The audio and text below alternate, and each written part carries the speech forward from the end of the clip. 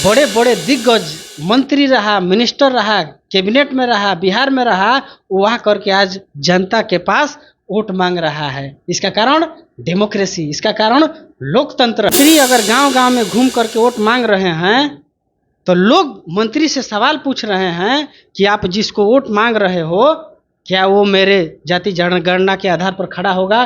क्या वो मेरे आरक्षण के लिए खड़ा होगा? के लिए बाघ कभी उचित कानून नहीं बना सकती है, बकरी के लिए उचित कानून बकरी ही बना सकती है, बाघ कभी। नमस्कार, आप देख रहे हैं एक्सप्रेस इंडिया। मैं हूं आपके साथ श्याम सुंदर कुमार। आज पहुंच चुके हैं बिहार के कैमूर जिले में। यहां पे उपचुनाव होने जा रहा है रामगढ़ विधानसभा में। हम आज मौजूद हूं रामगढ़ विधानसभा में। हमारे साथ हैं पास में डॉक्टर राकेश मौर्य जी। इनसे जानेंगे, हम कोशिश करेंगे कि विधानसभा में क्या माहौल रहेगा, क्या चल रहा है अभी। आइए तमाम बातों पर हम फोकस करते हैं। आइए मिलाते हैं आपसे। क्या नाम हुआ सर आपका? मेरा नाम डॉक्टर राकेश मौर्य है। मैं ओबीसी समाज से बिलोंग करता हूँ। अभी रामगढ़ विधानसभा में अभी उपचुनाव होने जा रहा है, इसको लेकर आप क्या कहिएगा? देखिए, रामगढ़ विधानसभा में जो उपचुनाव हो रहा है, इसको लेकर के तो यहाँ पर रामगढ़ विधानसभा में बहुत गहमा गहमी है। हर एक पार्टी का कार्यकर्ता हो, प्रतिनिधि हो, अपना प्रचार प्रसार में सब लगे हुए हैं।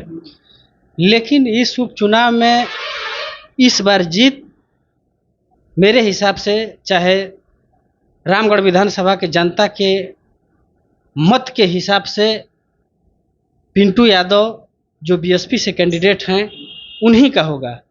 क्यों होगा? इसके पीछे कारण है। क्योंकि रामगढ़ विधानसभा का जो जनता है, वो जनता चाहती है कि अगर पिछड़ा यहाँ 60% है, 63% है, तो पिछड़ों का ही एमएलए और एमपी बनाया जाए। ये सबसे बड़ा मुद्दा इस समय चल रहा है। क्योंकि अब सारे लोग, एससी एसटी ओबीसी के लोग सारे जागृत हो गए हैं।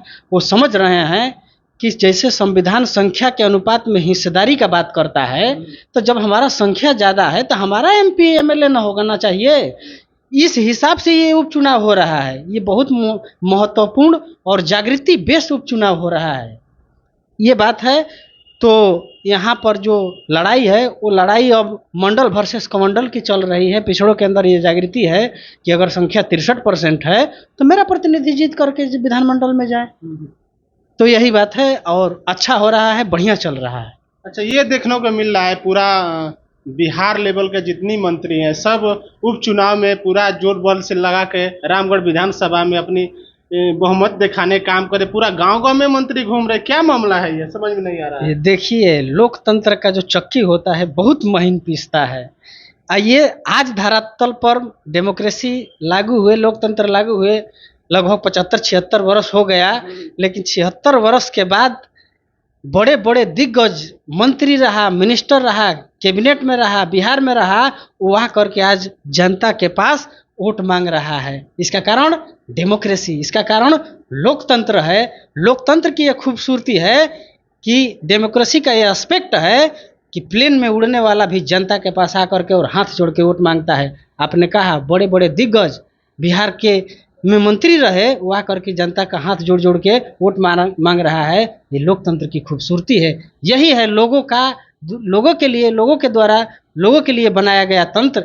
इसी को कहा जाता है कि आज बड़े बड़े मंत्री को आकर के जनता से वोट किसका देन है कि जो बड़े बड़े मंत्री आके गांव में जनते के किसानों को पैर पर हाथ जोड़ रहा है? किसका देन? ये भारतीय संविधान के निर्माता बाबा साहब डॉक्टर अम्बेडकर का देन है। जो भारत का संविधान जिन्होंने बनाया, उन्होंने बनाया कि अब इस देश का कानून, इस देश का व्यवस्था मनु की स्मृति से नहीं चलेगा, ब्राह्मणों की व्यवस्था से नहीं चलेगा। यहाँ के जो लोग हैं, वो लोगों के द्वारा जो पॉलिसी बनाई जाएगी वो उस पर राज करेगी। लोगों के द्वारा बनाई जाएगी, ना किसी राजा के द्वारा, ना ही बड़े बाहुबली के द्वारा, ना ही बड़े संपत्ति वालों के पास। नहीं नहीं नहीं, किसके द्वारा? यहाँ के रहने वाले लोगों के द्वारा कानून बनाया जाएगा। वही कानून लोगों पर राज करेगा। ये भारतीय संविधान के निर्माता बाबा साहब डॉक्टर अम्बेडकर की देन है कि आज अगर हम संकल्पना कर रहे हैं कि ओबीसी 60% है, उसका प्रतिनिधि जाना चाहिए जीत करके, ये संकल्पना भारत के संविधान में निहित है। इसलिए संकल्पना आज दिखाई दे रहा है। इस बात को जनता नहीं समझ पा रही, इस पे क्या कहेंगे आप? इस बात को थोड़ी थोड़ी जनता समझ रही है, क्योंकि जिसको समझना चाहिए एससी एसटी ओबीसी को, हजारों वर्षों से उसको समझने की जो प्रारूप होता है, समझने की जो बेसिक चीज़ होती है एजुकेशन, उससे वंचित कर दिया गया था।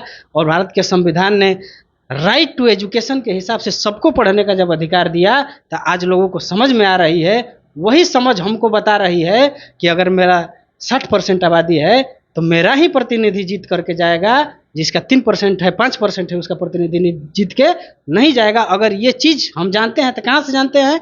भारत के संविधान में राइट टू एजुकेशन दिया गया है। राइट टू एजुकेशन के द्वारा हमको शिक्षा मिली है, और वो शिक्षा बताया कि जिसकी ज़्यादा संख्या है वही राजा होना चाहिए। अच्छा ये बताइए, जितने मंत्री घूम रहे हैं गांव-गांव में, क्या इससे प्रभावित होंगे लोग?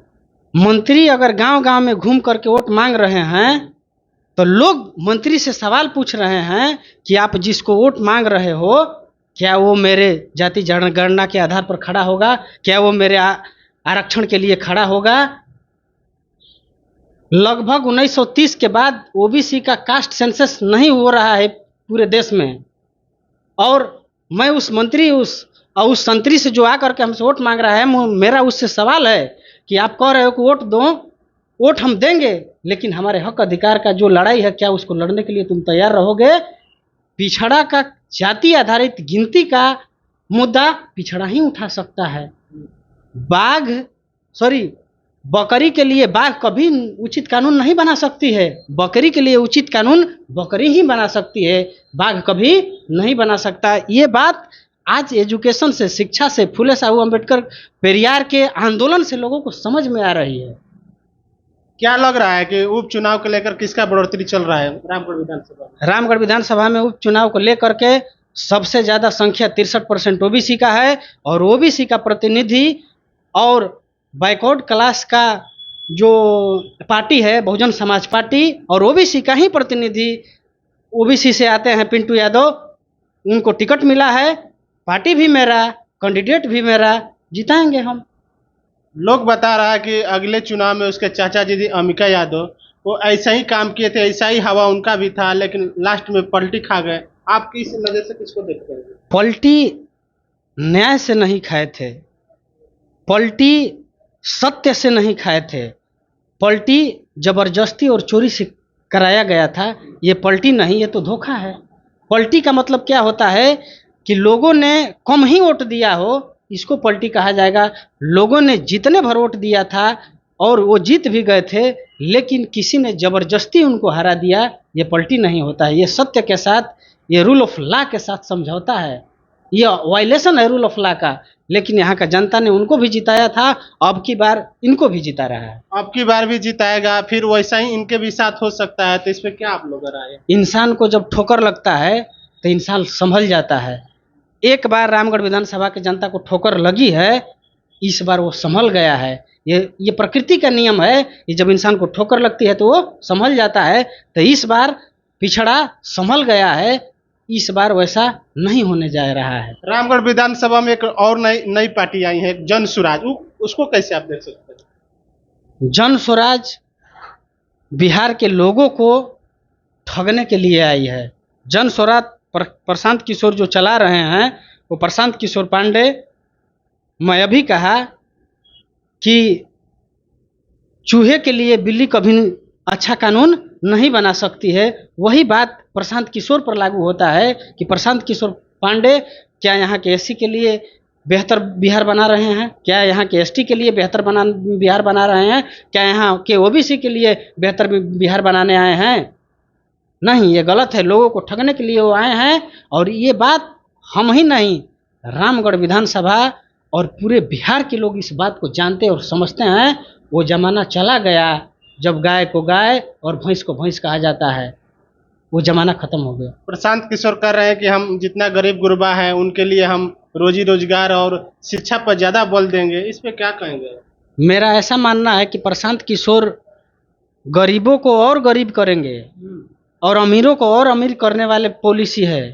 वो गांधीवादी पॉलिसी है, और गांधीवादी पॉलिसी पूरे देश में किसी से छुपी हुई नहीं है। इस देश को गांधी की नहीं, अंबेडकर की ज़रूरत है, क्योंकि अंबेडकर के नीति से, अंबेडकरिज्म से ही बिहार को नहीं, पूरे भारत को नहीं, पूरे विश्व को बौद्धिक बनाया जा सकता है, विकसित बनाया जा सकता है, ये बात बड़े बड़े फिलोसोफर, ये बात बड़े बड़े सोशियोलॉजिस्ट, बड़े बड़े दार्शनिक, बड़े बड़े अर्थशास्त्री मानते हैं इस बात को कि गांधी के पॉलिसी से देश को बेहतर नहीं बनाया जा सकता, अम्बेडकर के पॉलिसी से भारत को और पूरी दुनिया को बेहतर बनाया जा सकता है। अम्बेडकर की पॉलिसी कौन ला सकता है इस भारत में? अम्बेडकर की पॉलिसी अम्बेडकर को मानने, अम्बेडकर को जानने, अम्बेडकर को समझने वाले ही ला सकते हैं और दूसरा कोई नहीं ला जा सकता। जनता के लिए क्या कहिएगा? जनता के लिए मैं यही कहूँगा कि आप पिछड़े हो, आपका संख्या 85% है, तो 85% में से आपका हक अधिकार के लिए जो आदमी लड़ने के लिए तैयार है, आपके जाति जनगणना के लिए जो आदमी तैयार है, आपके मान सम्मान स्वाभिमान के लिए जो आदमी तैयार है, आपका संवैधानिक अधिकार के लड़ने के लिए जो आदमी तैयार है, उस आदमी को आप वोट दीजिए और उस आदमी को वोट दे करके जिताइए, तब जाके आपका कल्याण होगा, आपको एजुकेशन मिलेगा, आपको नौकरी मिलेगा, आपको मान सम्मान स्वाभिमान मिलेगा। नहीं दूसरे को बनाइएगा, कुछ नहीं मिलेगा। डॉक्टर साहब की बात सुने, उनके बातें पर कितना आप राजी हैं, शेयर सब्सक्राइब जरूर कीजिए, कमेंट में जरूर लिख के बताइएगा। धन्यवाद।